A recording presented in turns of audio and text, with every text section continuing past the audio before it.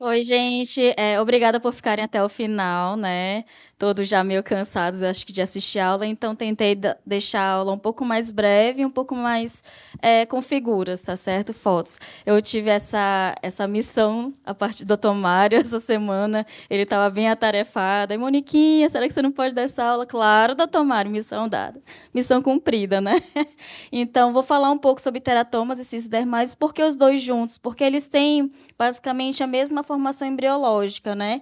Sendo que a diferença é que um tem dois folhetos embrionários, que é o cisto dermoide, e o teratoma ele tem três, né?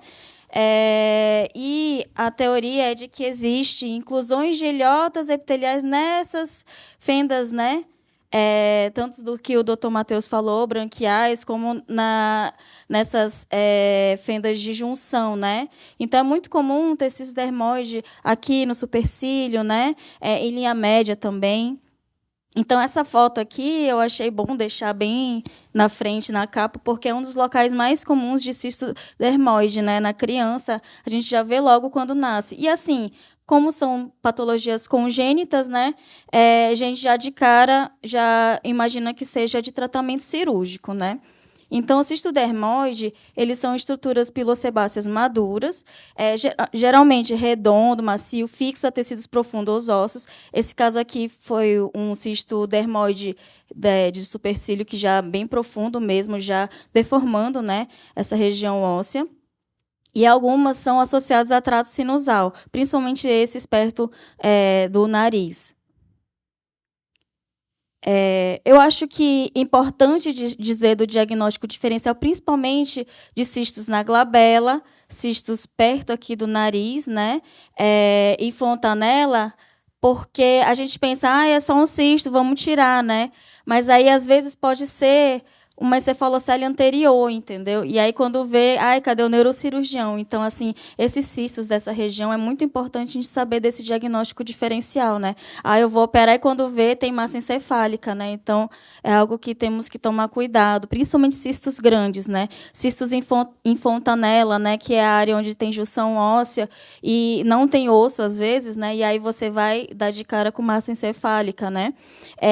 Os cistos de linha média cervical, né, que pode ser de diagnóstico diferencial, os cistos de ducto tireoglosso, como o doutor Ney falou, né? Então, assim, até para programação cirúrgica, é o cisto dermoide, é quando você vê na hora, tem que fazer a cirurgia que o doutor Ney falou, o cistrunc, né? Tem que ir lá ressecar o iode. Poxa, não me programei para isso, né? Então, por isso que é importante a gente ter um diagnóstico mais firme, como já foi dito, o ultrassom ele é de eleição. Às vezes, a gente precisa de uma tomografia, principalmente para a gente ver se não tem invasão, né? Às vezes, o ultrassom não consegue ver isso, né? E para uma programação cirúrgica. Então, o tratamento é a cisão cirúrgica retirando toda a cápsula.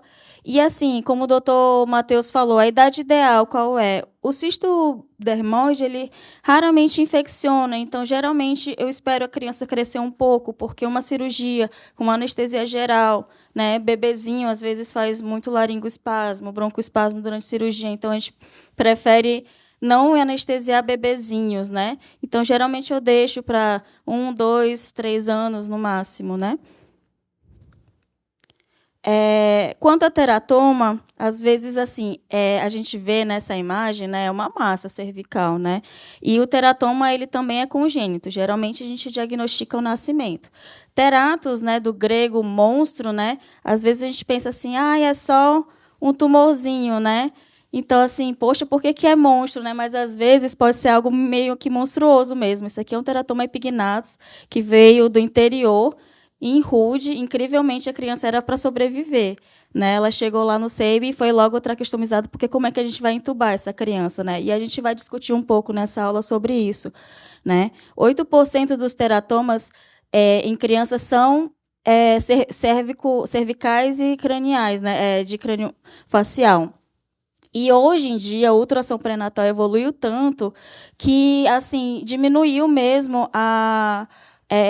ou diminuiu, não, aumentou a sobrevida dessas crianças. Né? Quando não tem, existe uma maior incidência de mortalidade na ausência desse diagnóstico pré-natal. Né? E o que acontece? Normalmente, eles já dão uma. já acham que pode ter alguma coisa errada quando vem um polidrâmio, né? E aí o polidrâmio ele pode levar ao parto prematuro. Então tem que tomar muito cuidado, né? Pode haver compressão esofágica e por isso dá o polidrâmio. E às vezes pode dar desvio na traqueia também. E aí existe uma classificação topográfica, que pode ser como na primeira foto do começo da aula, né? Da região cervical, ou pode ser crâniofacial, como eu mostrei agora, né? Essa criança tem um teratoma epignatus. Epignatus de epi, em cima é gnatus mandíbula, né? Então, assim, ele vem da maxila, né? Podem ser nasofaríngeo, orofaríngeos, e ele pode ser maduro ou imaturo, né? Isso daqui normalmente são teratomas maduros, né? São teratomas benignos, né? Mas por vezes a gente tem que lembrar que ele pode também ter uma certa malignidade. Então aqui só para demonstrar um outro teratoma epignatus menos monstruoso que aquele lá, né? Esse aqui é a ressonância daquela criança primeira, né, que pode simular, por exemplo, uma malformação linfática, mas aí quando vê ele tem componente sólido, né? E esse aqui é um orofaríngeo que foi uma foto cedida pelo Dr. Mário, que na verdade foi uma cirurgia junto com o Dr. Albano, né, que eles encabeçaram essa cirurgia. E o diagnóstico, como eu falei, como havia dito, existe uma evolução após o diagnóstico pré-natal. Hoje consegue se programar melhor o nascimento dessa criança, né? Porque ela com certeza vai ter uma via aérea difícil. Como é que vai entubar uma criança? Como é que ela vai conseguir respirar com aquele tumor, né? Então, já se programa com uma cesárea, né? Já vai garantindo via aérea. E hoje existe o ex-útero intrapartum treatment, né? Tratamento extraútero, só que intraparto. Né? Assim que o bebê nasce, às vezes com ele na metade do útero ainda, só com a cabeça de fora, consegue fazer uma traqueostomia, né? O doutor Albano e o doutor Mário têm uma certa experiência, né? Tem sido feita hoje em dia, e eu acho isso uma evolução mesmo, né? Para a sobrevida dessas crianças. O diagnóstico diferencial pode ser, como já foi dito hoje exaustivamente, sobre malformação linfática, um bócio congênito, um cisto de duplicação do intestino, o cisto branquial, né? Um neuroblastoma cístico, que é raro, né? Uma epúlide, que é como se fosse uma inclusão da região gengival. Esse bebezinho, ele é um paciente nosso lá do SEIB, e você vê, ele tem uma malformação linfática, mas se for olhar, só olhar mesmo pela ectoscopia, parece mesmo algo que pode ser lembrado de teratoma, né? Ele, inclusive, tem uma traqueostomia, ele é acompanhado por mim, né? A gente está tratando essa malformação linfática, mas pode ser confundido como teratoma. Na palpação, ele é mais amolecido, não é sólido, o ultrassom já ajudou, né? Ele é mais cístico, então o diagnóstico dele é um diagnóstico diferencial para o teratoma. E o tratamento, né? Como eu já tinha dito, né? Ai, o que foi isso? Voltou? Não. Pronto. E aí, o exit, né? Essa foto aqui foi um exit que o doutor Albano comandou, foi uma foto cedida pelo doutor Mário, né?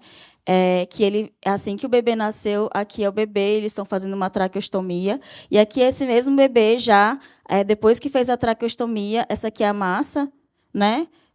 A massa cervical, e ele já traqueostomizado, né, sendo levado pelo pediatra, né, e essa foi a equipe que comandou e que o doutor Mário gentilmente me cedeu a foto. Então, o tratamento, depois de você garantir a via aérea, você tem que retirar todo, né? Então, depois que o bebê vai, garante via aérea, estabiliza ele, nasceu, ficou bem, aí vamos retirar, né? Geralmente com uma cervicotomia, né? Tem estruturas muito nobres, né? Mas temos cirurgiões com bastante expertise que conseguem retirar.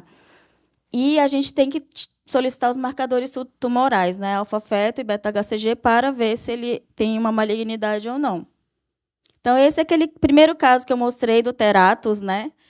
Foi a bebezinha que veio do interior, lá de Iracema, veio no RUD, foi traqueostomizada aqui com um tubinho, né, aramado, né? E aí a gente foi programar a ressecção. Pode ver que ele tem vários tipos de tecido, né? Epitélio, né, mucosa, né? Provavelmente devia ter dente por dentro, né? Bem característico de teratoma. E aí isso aqui foi depois da ressecção, né? Nesse caso, a gente entrou, inclusive, com uma equipe multi, junto com o bucomaxilo. que eles fizeram um trabalho excelente, né? O doutor Ferreira, né?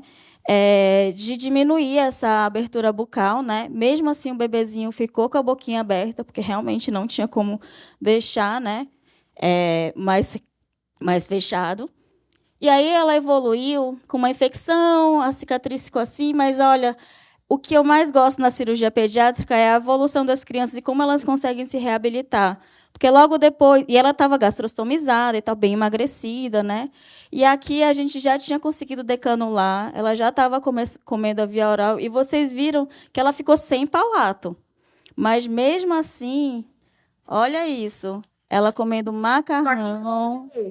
Fala, meu Deus. Foi um vídeo que eu recebi da família deles, lá do interior.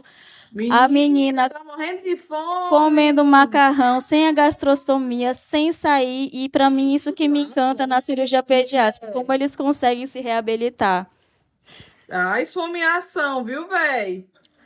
E o bom é o vídeo, né? Porque é bem do interior mesmo, né? E aí, na mensagem final, a gente tem que lembrar, né, que os cistos dermoides, né, eles ficam bem na linha média ou de fechamento de arcos, né, lembrando os diagnósticos diferenciais, né, tomar cuidado com o cisto em fontanela, região glabelar ou perinasal. Os perinasais, é sempre bom lembrar que é bom ter uma avaliação com otorrino, né? Os de fontanela ou de glabela do neurocirurgião, caso você descubra que seja algo que não é tão superficial. E o diagnóstico pré-natal, ele é fundamental hoje em dia para a gente planejar um parto e ter uma sobrevida maior dessas crianças. E aí eu queria agradecer essa foto aqui. Foi logo quando eu entrei para o serviço de cabeça e pescoço, com os meus professores da residência, doutor Ney, doutor Albano, doutor Mário. Queria agradecer, né, o convite deles.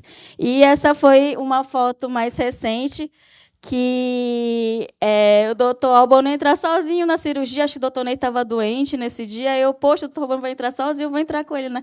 Poxa, fazia tanto tempo que eu não operava com ele, e é tão gratificante, a gente aprende tanto, né? Eu só queria agradecer essa pessoa maravilhosa, né, que a gente está homenageando hoje, né? Mas muito obrigada por ser um professor excelente, por ensinar várias coisas para a gente. Obrigada, gente.